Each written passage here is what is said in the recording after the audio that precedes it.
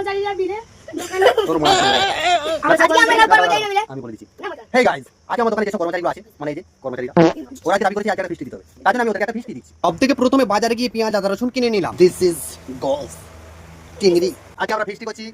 বাচ্চাকে সঙ্গে নিয়ে যার দোকানে কাজ করে, আর এদিকে আমার মামু এসেছে বেকারি মালপত্র দিতে। আমাদের ভাত হচ্ছে দেখো, আমাদের হাঁড়ি কুড়ি কিছু নাই, তার জন্য বালতিতে আমরা বালতিতে ভাত রান্না হচ্ছে। পেঁয়াজ আদা রসুন গুলোকে বাড়ি থেকে মিক্সি করে পিষে নিয়ে চলে এলাম। তারপরে আমার দোকানে রাখা যে প্যান্টি ছিল সেই প্যান্টিতে আমি তেল দিলাম। প্যান্টি মানে কি অন্য কিছু ভাবছো নাকি? আরে ফ্রাই প্যান। তোমাদের এত চিন্তা ভাবনা গুলো খারাপ কি বলবো। তারপর দেখলাম পেঁয়াজগুলো ব্রাউন কালার হয়ে গেছে। তারপরে আমি দিয়ে দিলাম চিকেন। তারপরে আমি দিয়ে দিচ্ছি লাল লাল ওই টমেটো আর কি। তারপরে আমি কিছুক্ষণ ঢাকনা দেওয়ার পরে ঢাকনাটি খুলে আমি এখন দিচ্ছি আদা রসুনের পেস্ট। দূর কলা লিকুইড ওয়ারেসটা তো দিতে ভুলে গেছি। এখন আমি দিয়ে দিচ্ছি লিকুইড ওয়ারেস, যেটা তরকারিতে জান এনে দেবে। আর এদিকে লাল লাল ঝাল তরকারি হয়ে যাওয়ার পরে আমি একটু টেস্ট করতে লাগলাম। তাই কুত্তার মতো শিকারে গেল।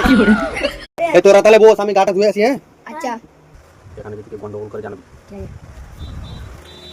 এখানে যদি কেউ গন্ডগোল করে জানাবি। ঠিক আছে এখানে কেউ যদি গন্ডগোল করে জানাবি। ঠিক আছে এখানে কেউ যদি গন্ডগোল করে জানাবি। ঠিক আছে শালা সবাইকে বলে দিয়েছি কি করে দেখি ওরা এবার। তারপরে আমি যখন গা ধুয়ে এলাম শুনলাম নাকি ওরা বেশ ভদ্র হয়ে বসেছিল।